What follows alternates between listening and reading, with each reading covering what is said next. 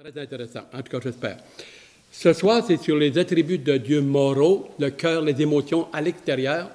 La prochaine fois, ça va être les attributs de Dieu, si on peut dire internes, là, qui Dieu, de par ses attributs mêmes, comme Dieu est infini, il est omniprésent, et avec également, alors on va aller dans les explications.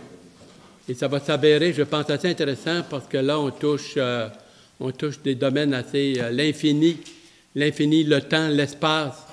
Ça commence à être assez sérieux. Où je pense que vous n'en aurez pas souvent des études comme ça. Et la prochaine, alors ça fait quand même 2-3 semaines que je commence à travailler là-dessus, essayez de définir la Trinité ainsi que Dieu. C'est du stock. Ouais, je passe plus de temps là-dessus que je passe à la maison, mais je suis dans mon bureau. Et j'aime beaucoup ça. Alors, je m'entoure d'auteurs de ce que le top de la... Et puis, on a du bon temps. C'est la continuité de la dernière fois. Il y avait encore 3-4 attributs qu'on voulait toucher. Alors, on va le faire ce soir. On va ouvrir avec un petit mot de prière, puis ensuite on va aller de l'avant, si vous voulez bien. Alors, bien-aimé Sauveur, que ta grâce nous accompagne, soit avec ceux et celles qui sont arrivés. Prions pour ceux et celles qui auraient aimé venir, qui n'ont pas pu, et ceux et celles qui auraient pu, qui ne sont pas. Travaille dans leur cœur, soit avec nous. Donne-nous du bon temps par ton Esprit Saint, dans la joie, le bonheur, sagesse et discernement que nous avons besoin, être saisis par ton Esprit, être vraiment réchauffés, édifiés, encouragés, stimulés. Et vraiment, parle à nos cœurs à chaque fois qu'on ouvre ta parole et qu'on vient dans la prière. Alors, sois avec chacun de nous maintenant, avec tous les autres groupes évangéliques de près et de loin dans la région, dans la province et au Canada, Seigneur. Et beaucoup se réunissent les mercredis soirs. Alors, nous voulons te rendre grâce pour cela. Sois avec eux également. Dans les compassions et les mérites de ton Fils, nous voulons t'apporter nos cœurs et cette réunion. Amen. Amen. Alors, les attributs moraux de Dieu, le caractère de Dieu, le cœur, côté émotion. Nous avions vu son amour, la fidélité à sa parole, on va avoir la fidélité à lui-même, et puis différents aspects. Ensuite, on va aller la prochaine fois dans des attributs, éternels, et on peut dire qui fait que Dieu est Dieu. Là. Qu'est-ce qui fait qu'il est comme ça à travers? Et puis, ça devrait vraiment être édifiant et très enseignant. Alors, la sagesse de Dieu, vous avez le mot Sophia. Et puis, je vais vous donner des références. Il y en a une que j'aimerais qu'on regarde dans Proverbes chapitre 2, le verset 5 et 6. C'est vraiment le fun sur la sagesse. Et Proverbes chapitre 2, le verset 5 et 6, vous ne l'avez pas sur votre feuille, vous pouvez le prendre tout au début. Alors, c'est entre les psaumes. Proverbe vient tout de suite après les psaumes. Proverbe chapitre 2, s'il y en a un qui est là. Qui veut ouvrir l'étude de la parole? Alors tu comprendras la crainte de l'Éternel et tu trouveras la connaissance de Dieu. Car l'Éternel donne la sagesse de sa bouche de sorte à la connaissance et l'intelligence. Merci, car l'Éternel donne la sagesse. La sagesse dans le passage, verset 5. Hein? Alors tu comprendras la crainte de l'Éternel. La crainte de l'Éternel, il dit dans notre passage dans la parole, la crainte de l'Éternel est le commencement de la sagesse. Car l'Éternel donne la sagesse. C'est un cadeau, c'est une sagesse spirituelle, un discernement. De sa bouche sortent la connaissance et l'intelligence. Dans quelques moments, nous aurons une définition. J'ai dans 2 Colossiens, c'est-à-dire Colossiens chapitre 2, verset 3, et on pourrait peut-être commencer dans Colossiens 1, verset 9 et verset 26, ensuite chapitre 2, pour pas jouer de reculer. Colossiens chapitre 1, le verset 9 et le verset 26, et puis une autre personne dans Colossiens 2, le verset 3. La sagesse, c'est ça, c'est ce thème. La sagesse, Sophia, la sagesse qui vient de Dieu. C'est pour cela que nous aussi, depuis le jour où nous en avons été informés, nous ne cessons de prier Dieu pour vous.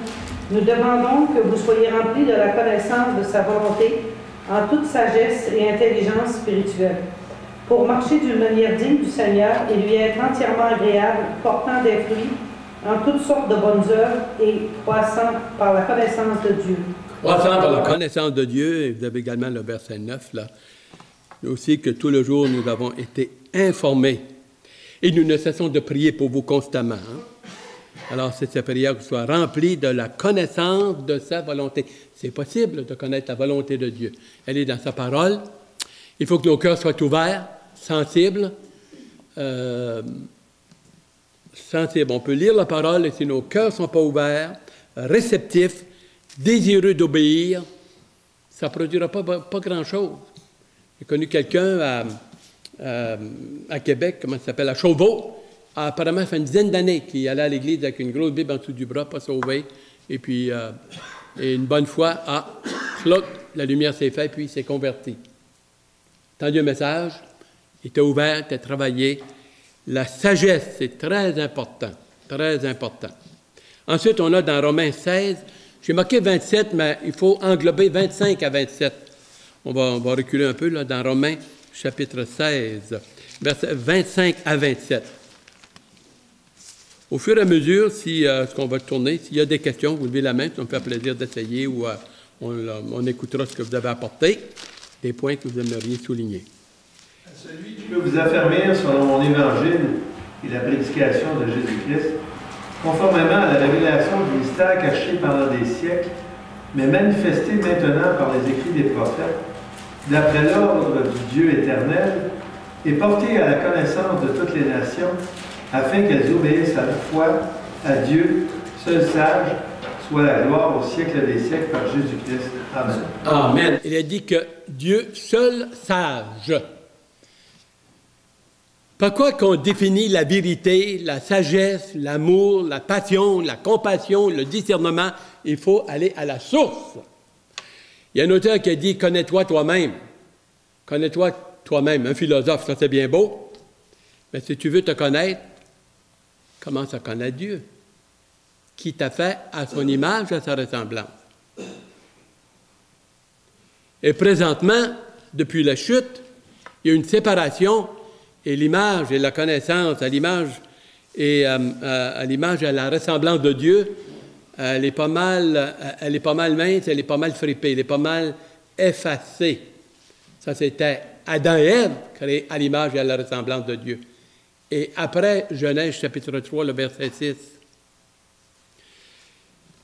Dieu seul sage, et la sagesse découle de lui, de la révélation de lui-même. Et quand on lit la révélation de Dieu dans sa parole, alors là, il nous donne une sagesse et un discernement spirituel, doctrinal, de nous-mêmes, de ceux qui nous entourent, nos besoins. La sagesse vient de Dieu. Et elle donne également la crainte de l'Éternel. Est le commencement de la sagesse. Est-il possible qu'il y ait des chrétiens qui n'ont pas la crainte de Dieu? Je pense que oui. Malheureusement, puis peut-être trop qu'on pense, ou en tout cas, on n'est pas là pour nous tomber sur la frippe ou se lancer des cailloux. Là. Chacun doit examiner son cœur. La sagesse, la crainte de l'Éternel est le commencement de la sagesse. Quelqu'un disait ceci. Si on marchait vraiment dans la crainte de Dieu comme on devrait, et que c'est possible, même en 2012, les non-sauvés auraient un aperçu, un certain discernement que vous et moi, qu'on est vraiment différents et qu'on est un homme de Dieu, il y a quelque chose de spécial, mais vraiment spécial. Il y en a qui le voient, il y en a qui vous le disent, on dirait qu'il est spécial, tant mieux, tant mieux. On n'a pas besoin de dire « je suis chrétien », disons comme on se doit de le faire et qu'on le fait, parce que, à part de ça, il y en a qui ont de la misère pas mal à le voir. Mais si on avait la crainte de Dieu, ça transpirait, ça paraîtrait dans tout ce qu'on fait. De la manière qu'on s'exprime, de la manière qu'on se présente, politesse, délicatesse, dans tout cela. Alors, il est dit, la crainte de l'Éternel, le commencement de la sagesse. La connaissance, définition, c'est la compréhension de la vérité. Qu'est-ce que la vérité? La vérité, la révélation de Dieu au moyen de sa parole. Le Seigneur a pu dire dans Jean 17, Sanctifie-les par ta parole est la vérité. La vérité, elle n'est pas sur la terre, là, disons, la vérité de Dieu, la vérité de la vie. J'ai écouté une émission dimanche soir avec Hubert Reeves, je l'avais entendu plusieurs fois, j'ai ses livres d'ailleurs. Et puis, je vous l'avais mentionné il y a à peu près un mois ou deux, et je l'ai fait remarquer à Rachel. J'ai dit, il y a quelque temps, j'avais mentionné un mercredi soir, celui qui a la parole de Dieu et qui la lit comme vous et moi, réellement, comparé à Hubert Reeves, eh bien, on est intelligent comparé à lui. Non pas nous, aucune gloire pour nous, à cause de lui et de la parole qu'il nous a donnée. L'auteur, c'était les émissions religieuses, là, ça s'appelle, comment ça s'appelle, le dimanche. En tout cas, ça va me revenir. Il a dit finalement, hein, il a papillonné toutes sortes d'affaires. C'est un gars qui n'est pas sauvé. Et puis il a dit, quelle est votre espérance? Avez-vous une espérance? Très embêté. Très embêté. Oh, vous savez, l'espérance. Moi, il dit, c'est la musique. Oui, puis je ne dis pas ça pour le mieux ou le caler. Lui, il dit, c'est obligé. Il dit, c'est la musique, c'est universel, c'est douceur, ça, je suis bien, ça me remplit. Oui, c'est la musique, c'est comme ça. Aucun espoir, pas d'espoir. Finalement, à la lumière de la mort et de l'éternité des mystères de Dieu, c'est un ignorant. Mais sur le plan horizontal, sur le plan scientifique, c'est une sommité, c'est une grosse bolle, on l'applaudit, on est à ses lèvres, horizontale. La parole de Dieu nous donne une sagesse qu'on n'a pas en nous-mêmes, par nous-mêmes, une sagesse éternelle, parce qu'il nous l'a révélée. Il faut vraiment être reconnaissant pour ça.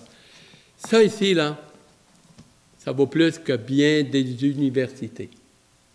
Quand le type noble commence à se faire manger par les vers ou se faire brûler à 1300 degrés, là, peu importe si t'es bardé de diplômes, là, ça vaut 0 plus une barre pour celui qui est mort.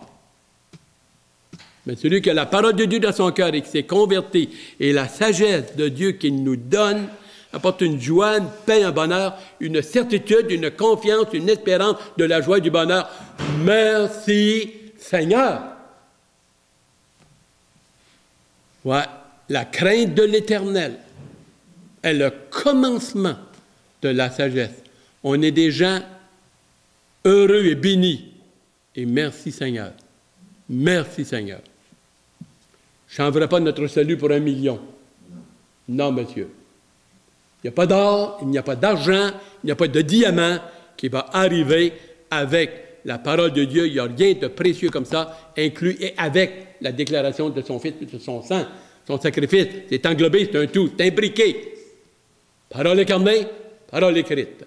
Révélation de Dieu, c'est un privilège énorme que le Seigneur nous fait. Peut-être qu'on la connaît pas assez, on la lit pas assez. On se néglige. Peut-être qu'on la lit pas assez et qu'on se néglige. On a un trésor éternel. On est en train de préparer notre éternité. Pas le salut, mais comment est-ce qu'on va le vivre, cette éternité-là, à la lumière de la parole. Et ça se travaille, ça se fait maintenant. Pas un coup, vous êtes rendu l'autre bord, maintenant. La parole. On continue. La parole, la connaissance, c'est la compréhension de la vérité, la sagesse et l'application. L'application à la vie et dans la vie de tous les jours. C'est pour ça que j'ai dit dans Corinthiens 10, 30, que tout ce que vous faites, soit que vous mangez, soit que vous buviez, quelle autre chose que vous faites tout pour la gloire de Dieu. Et c'est au moyen me nourrissant de la parole, je vais savoir et je vais connaître la volonté de Dieu. Elle est ici. Elle est ici, dans les Saintes Écritures. Deuxième point, sa fidélité. C'est une des attributs de Dieu, c'est sa fidélité. Psaume 89, 34 et Romains 3, le verset 3 et 4. Je vais ajouter un autre verset, un autre verset. Alors, Psaume 89, 34 et puis un volontaire pour Romains chapitre 3, le verset 3 et 4. 2 lectures, s'il vous plaît. Vous voulez m'accompagner?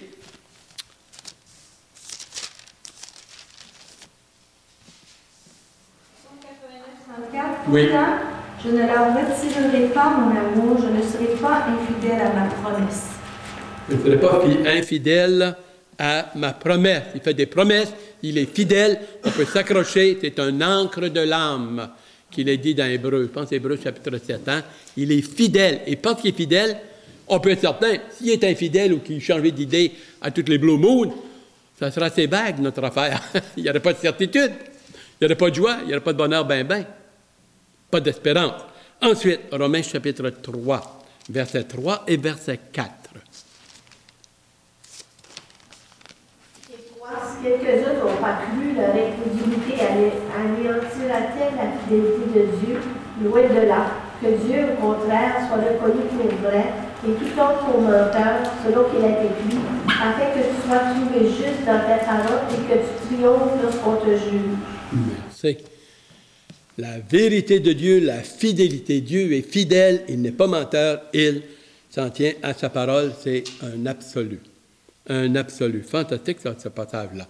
Que tout homme soit reconnu coupable et menteur devant Dieu s'il veut essayer de contester avec Dieu. On ne conteste pas et on ne pourra pas contester devant Dieu. Toute bouche sera fermée.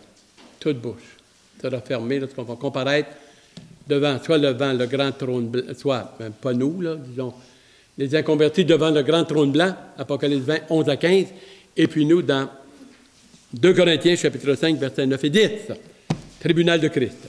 Avec cela, 2 Timothée, chapitre 2, versets 10 à 13, sa fidélité. 2 Timothée, chapitre 2, versets 10 à 13. Moi, je supporte tout à cause des élus, afin qu'eux aussi obtiennent le salut qui est en Jésus-Christ avec la gloire éternelle. Cette parole est certaine. Si nous sommes morts avec lui, nous vivrons aussi avec lui. Si nous persévérons, nous régnerons aussi avec lui. Si nous le renions, lui aussi nous reniera. Si nous sommes fidèles, demeure fidèle, car on ne peut se renier lui-même. Très intéressant ce passage-là. Je ne sais pas si on a tout à fait saisi ce qu'on est en train de lire. Tu le lis, ça a l'air simple, il n'est pas si simple que ça. Versets 12 et 13. Si nous persévérons, nous régnerons avec lui. Au fond, ce qu'on vous avait donné, c'est un peu plus loin, identification avec lui. Nous l'avions vu d'ailleurs au baptême dans Romains chapitre 6, le verset 1 à 4. Identification avec lui. Cette parole est certaine, verset 11. Si nous sommes morts avec lui, nous vivrons aussi avec lui. Identifiés avec lui. Identification. Verset 12. Si nous persévérons, nous régnerons aussi avec lui. Nous régnerons aussi avec lui. Sauver, c'est une chose, régner avec lui, c'est un plus. Et ça dépend de la manière que je me conduis, ce que je fais ici-bas sur la terre. Pour son œuvre, pour avancer son œuvre, pour glorifier son nom, pour le servir et vraiment me rendre disponible. Ça coûte quelque chose. Il y a un prix à payer. Il y a un sacrifice. Mourir à moi-même, dit le cantique. C'est bien exprimé, ça. Mourir à soi-même. Pas facile, ça. Facile pour nous dire sauver. Alléluia, gloire à Dieu, merci Seigneur. Je t'enverrai un petit peu plus tard. Arrange-toi avec l'Église locale, arrange-toi avec les missions, arrange-toi avec n'importe quoi. Tu n'as pas besoin de moi. Pas besoin de mon argent, tu n'as pas besoin de ma présence. Vous avez entendu ce langage spirituel-là?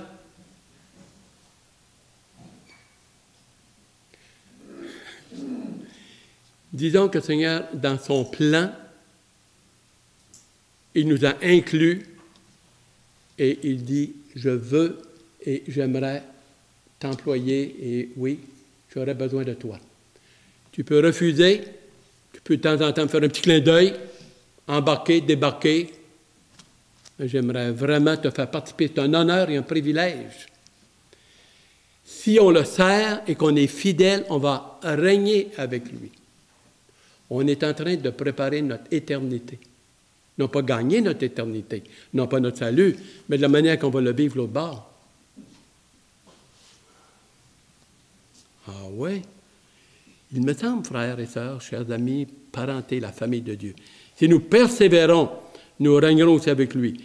Si nous le renions, lui aussi nous reniera.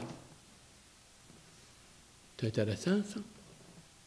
Qu'est-ce qu'il veut dire? On va le voir dans quelques moments. Si nous le renions, lui aussi va nous renier. Matthieu 10, 33, c'est 32 et 33, mais on va le voir dans quelques moments parce qu'il y a une autre chose. Si nous sommes infidèles, il demeure fidèle. Pourquoi ce n'est pas marqué? Si nous sommes infidèles, lui aussi sera infidèle. Parce que c'est sa présence, c'est son esprit en nous. Il ne peut pas se renier par rapport à sa présence en nous. Right on, baby! Au moins, lui, il a de la lumière. C'est à peu près ça. C'est bien répondu, vraiment, là. Pour le renier, là, ça, c'est pas les enfants de Dieu, là, à moins que par notre manque de zèle et de dévouement, mais en tout cas, il y a d'autres passages qui s'en viennent. Mais si on est infidèle, lui, il reste fidèle. Pourquoi? Parce qu'il nous a garanti et il nous a sali du Saint-Esprit, et ça, il ne peut pas changer ça. Alors peut-être que nous, on peut être infidèles, slack, négligent, plus du monde dans ma vie que le Seigneur. Mais il est fidèle et il ne nous lâchera pas. C'est assez fantastique, ça. Ce passage nous identifie avec lui. Romains chapitre 8, verset 17. J'ai marqué ensuite 29 à 39, c'est un peu long, mais peut-être que, disons, je ne sais pas si on va le lire, mais ça parle de la prédestination. Peut-être juste quelques passages, il est très beau quand même. Romains 8, 17, et ensuite on tournera à Romains 8, 29 à 39.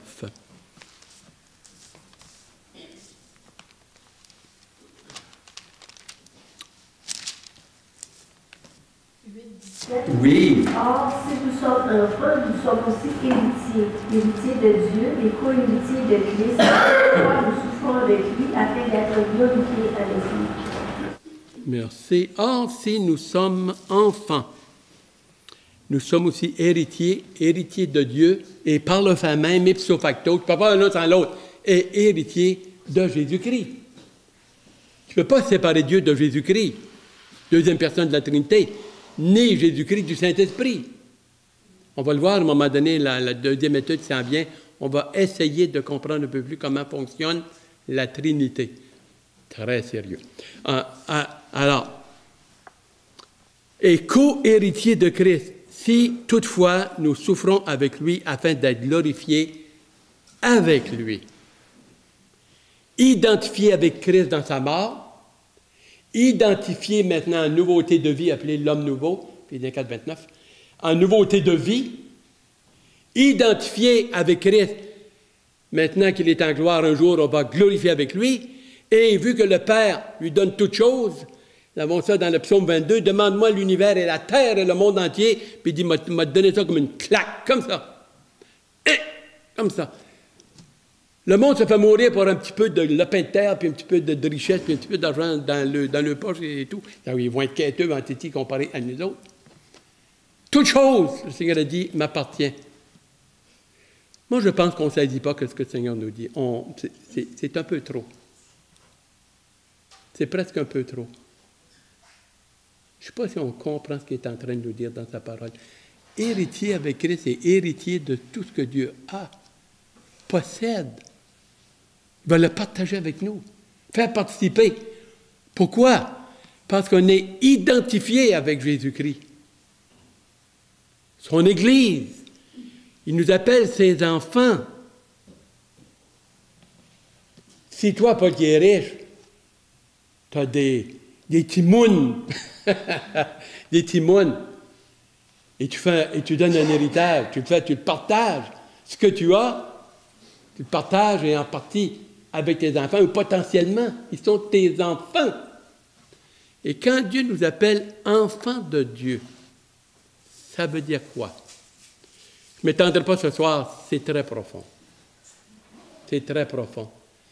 Héritier de Dieu et co-héritier avec Christ. Glorifier avec lui et partager ce qu'il est et ce qu'il est et ce qu'il va avoir et ce qu'il va dans ce domaine-là. C'est tellement grand que c'est très difficile pour nous à saisir. Très difficile pour nous. Donc, si on s'en va au verset 29 à 39, vous connaissez le passage. Romains 8, 29 à 39. Nous savons de reste que toute chose concourt au bien de ceux qui aiment Dieu, de ceux, alors, ici dans le passage, de ceux qui sont appelés selon son dessein. Il nous a embarqués dans son plan et dans son dessein. Ce sont des mystères que Dieu avait en lui-même. Depuis combien de temps? Depuis toute l'éternité. Toute l'éternité. Une petite fille a demandé à sa mère, « Maman, à quelle place que j'étais avant de naître? » On va le regarder, ça. Où étions-nous avant de naître? Vous avez déjà réfléchi là-dessus? Avez-vous déjà réfléchi où était mon âme? Ou ça commence quand, mon âme? On dit que Dieu sauve mon âme et mon esprit. Il y a une partie qui est spirituelle et éternelle. Parfait. Quand est-ce que ça a commencé? S'il n'y en a pas de fin, on parle qu'on a la vie éternelle, qu'on ne finira pas. Quand est-ce que, où, quand et comment ça a commencé? C'est intéressant, ça. Ça te touche de très près, ça touche ta peau, ça touche ton éternité, dans le sens explication. Car ceux qui l'ont connu d'avance,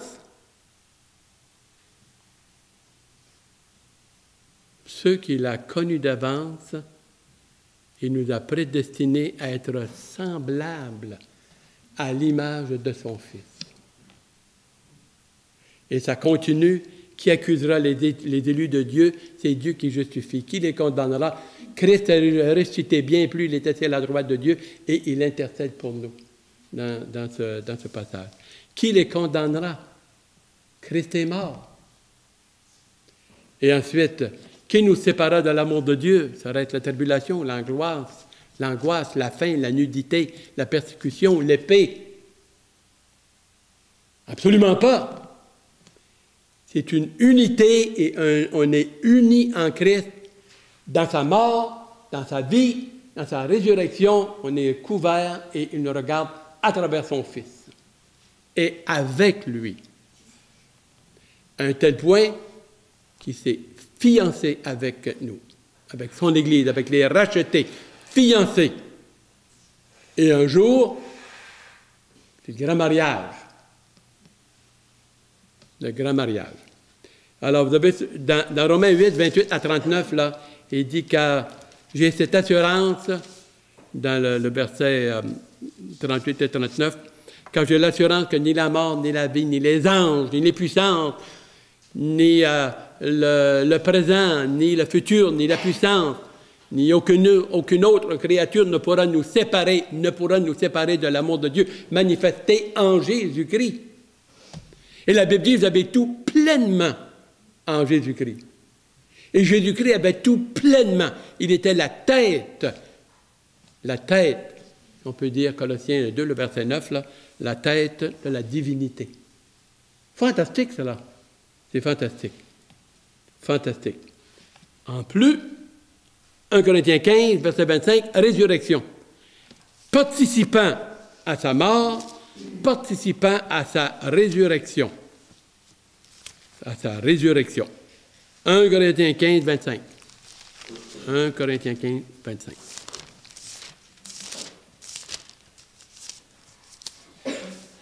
Si vous l'avez, le premier première. Car il faut qu'il règne jusqu'à ce qu'il habite tous les ennemis sous ses pieds. Oui. Verset 24. Ensuite viendra la fin, quand il remettra le royaume à celui qui est Dieu et Père, après avoir réduit à l'impuissance toute domination, toute autorité et toute puissance, qui a été, disons, jusqu'à un certain point, perdu ou du moins, là. Alors, il y a eu un transfert. Dans Genèse chapitre 3, le verset 5 et 6, lorsque Adam et Ève ont péché, il y a eu un transfert. Le Seigneur va le reprendre. Il reprend tout ce monde, cet univers qui avait été transféré par le fait qu'Adam et Ève ont fait confiance à la parole mensongère et à Satan au lieu de faire confiance à Dieu. Satan n'a pas dit dans Matthieu chapitre 4 au Seigneur lors de la tentation, « Si tu m'adores, je te donnerai tous les royaumes. » Le Seigneur n'a pas dit « c'est pas vrai ».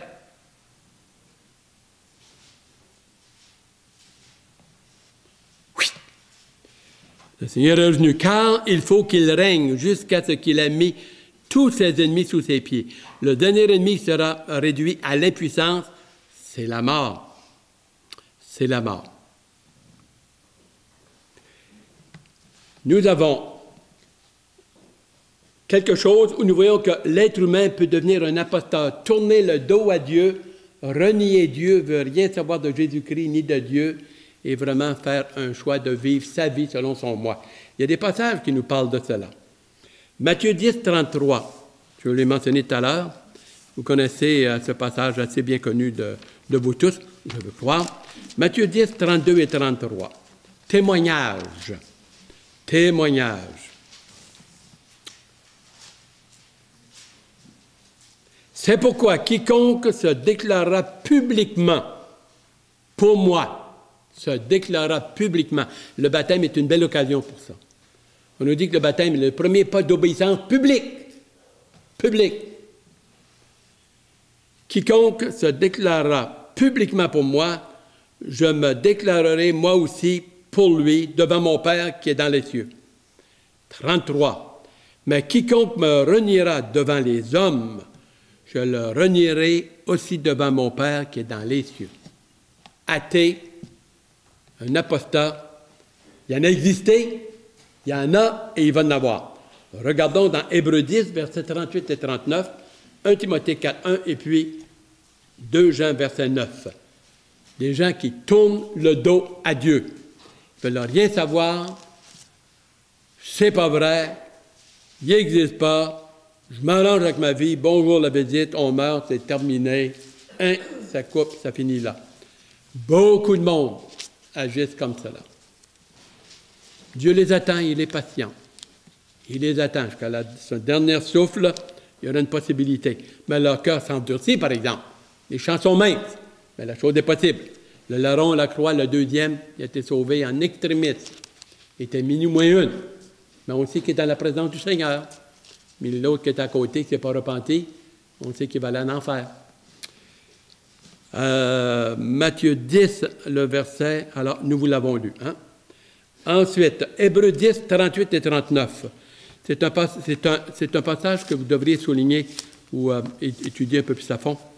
C'est un passage un peu collant. Hébreux chapitre 10, versets 38 et 39. OK, j'ai le passage. Qui veut le lire? Et mon juste vivra par la foi, et s'il se retire, mon âme ne prend pas plaisir en lui. Nous ne sommes pas de ceux qui se retirent pour se perdre, mais de ceux qui ont la foi pour sauver leur âme. Je l'ai étudié avec plusieurs livres théologiens. F. Bruce, par exemple, je pense également à Don Carson. J'ai regardé avec Balfour. J'ai regardé avec Kenneth Weiss, dont des commentaires vraiment. Un nommé Archibald Robinson, théologien, 4 doctorats, quelque chose entre les deux oreilles. C'est des sommités, cela. Ce qu'ils disent, le verset 38, « Et mon juste vivra par la foi », ça c'est Habakkuk, chapitre 2, verset 3, « par la foi, mais s'il se retire, mon âme ne prend pas plaisir en lui. » S'il se retire ou se refroidit. Est-ce qu'il y a des chrétiens qui se refroidissent? Qu'est-ce que vous en pensez? On ouvre là pour une couple de minutes. Est-ce qu'on en a vu dans nos églises sans vouloir se glorifier ou péter les bretelles? Chacun de nous, on doit faire attention. On a des tests à passer chaque jour. Hein? On est constamment devant des choix, devant des tests. Alors, il y en a qui ont passé ici, il y en a qui ont passé dans d'autres églises ailleurs. Écoute, c'est malheureux, ça ne devrait pas, mais ça arrive. Pendant 2, 3 ans, 5 ans ou 10 ans, ça fait comme ça à un moment donné, Puis, ils s'en vont dans le décor, ils s'embarquent dans toutes sortes d'affaires, toutes sortes de choses. Oh, c'est fantastique. J'ai entendu il y a 2 jours une femme de... ils ont dit qu'elle avait... d'Alma, je ne rentre pas plus loin, je ne la connaissais pas. Elle n'est pas de notre groupe, mais quand même, un groupe c'est évangélique. 77 ans, veuve, elle s'est mariée, courageuse, hein?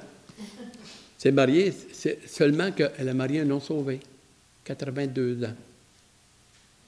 Courageuse, hein? 82 ans. Rachel lui a parlé. Hein? Tu es marié avec qui? Oh, hein? Et là, mon ami, là, marié qu'un inconverti. Tout âge.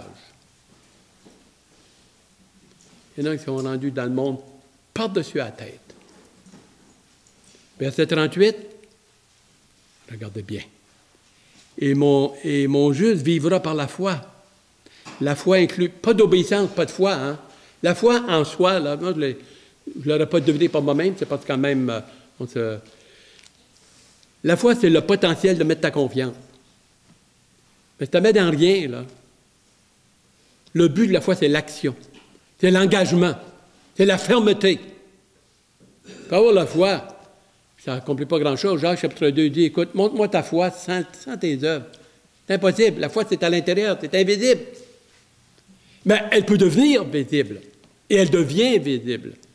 Comment? Là où est mon corps. Là où est mon cœur. Là où est mon argent.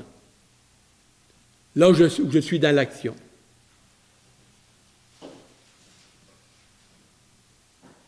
Beaucoup de chrétiens se retirent, refroidissent. L'Apocalypse, chapitre 3, là, le verset 14, le Seigneur dit, là, « Puisses-tu être froid ou bouillant, mais celui qui est tiède, je les vomirai de ma bouche. » C'est assez triste, merci. C'est à en pleurer. Tu avais bien raison, Michel, dimanche, tu as dit, les bras me tombent. Je sympathise avec toi, on vous dit une affaire. Si on avait une petite idée, peut-être qu'il y a un nombre de chrétiens qui ne marchent pas avec le Seigneur, puis sont pires que les inconvertis. Si on avait une petite idée, les jambes nous tomberaient.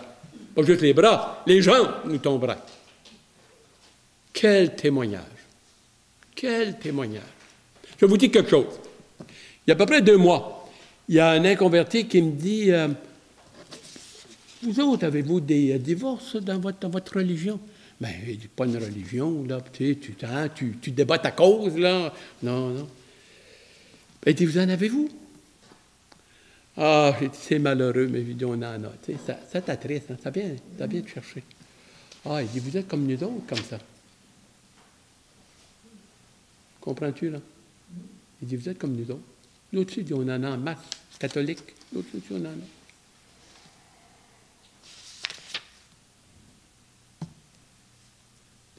Pas besoin de dire, Jésus-Christ, je te renie, là. Juste à tourner le dos, là, puis te laisser aller dans le monde, jusqu'au Dieu, et m'a dit une affaire.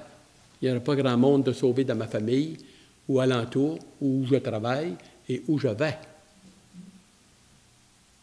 Maintenant, s'il se retire, mon âme ne prend pas plaisir en lui. Il retire sa bénédiction. Pas son salut, sa bénédiction.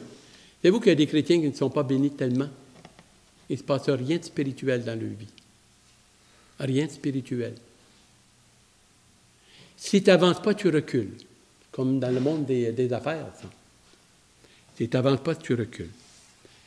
Nous ne sommes pas de ceux qui se retirent pour se perdre. Il y en a qui vont dire, tu perds ton salut. Il y en a, alors il dit, nous ne sommes pas. Il fait une distinction ici de ceux qui se retirent pour se perdre. Walworth ou Valvo lui dit, tu as 2 options. Ou bien tu te perds le salut, ou alors tu perds ton témoignage et tu perds ta vie, disons, pour servir pour Dieu. L'un ou l'autre. L'option que nous avons, ce que nous croyons, que le salut ne se perd pas, c'est que tu perds ton témoignage et tu perds ta vie ici-bas à brouter dans du vide, là. Mais Paul dit pour nous autres, là, et puis ça inclut, il dit pour nous. On n'est pas de ceux qui se retirent, qui se refroidissent et qui vraiment, mais on persévère puis on veut un bon témoignage à la gloire de Dieu.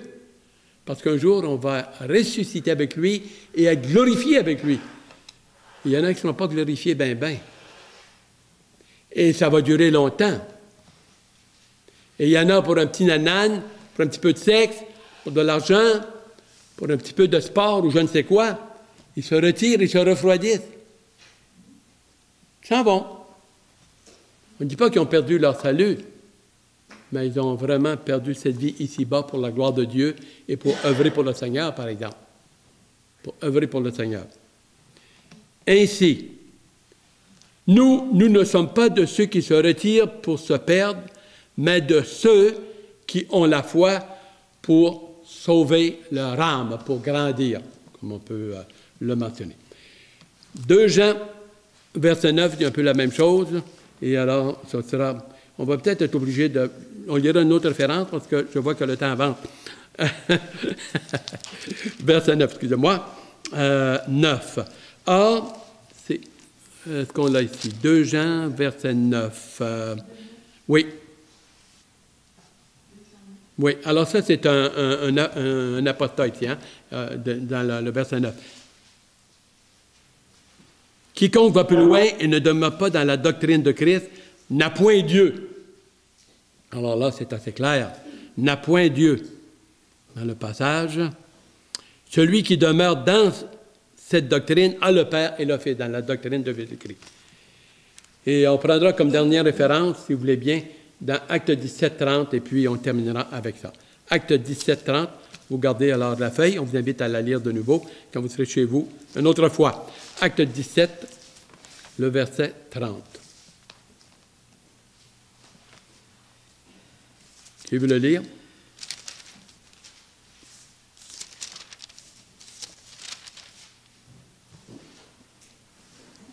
Dieu, sans tenir compte des temps d'ignorance, annonce maintenant à tous les hommes en tout lieu qu'ils ont à se repentir. Merci.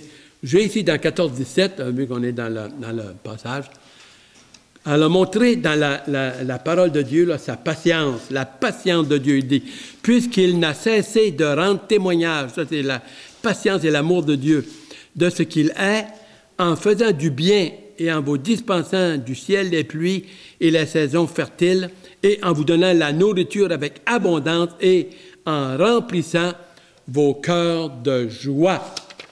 Acte 14-17, et puis nous avions là la référence que je vous ai donnée, Acte 17, le verset 30. La patience de Dieu, elle est incroyable, elle nous dépasse, que son Saint-Nom soit béni, son amour, sa fidélité, sa compassion. Et le peuple de Dieu répondit, Amen, qu'il en soit ainsi.